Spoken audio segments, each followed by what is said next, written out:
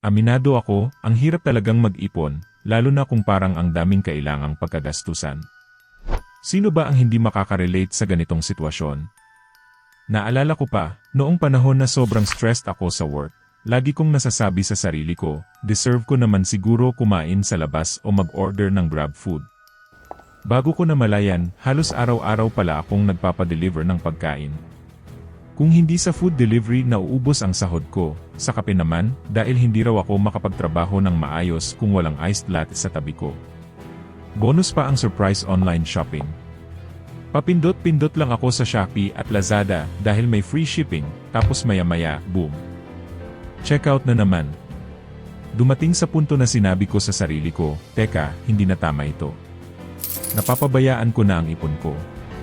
Kaya, nag-decide akong gumawa ng isang simpleng solusyon, ang tinatawag kong no-spend challenge. Sa loob ng isang linggo, bawal akong gumastos sa kahit anong bagay na hindi talaga importante. Ibig sabihin, walang kape sa labas, walang delivery food, at walang online shopping. Sa halip, nagbaon ako ng pagkain mula sa bahay, natitimpla na lang ako ng sarili kong kape, at iniwasan ang apps na nagpapadala ng sale notifications. Alam mo, sobrang laking tulong nito. Noong una, mahirap kasi parang lagi kang may urge na bumili.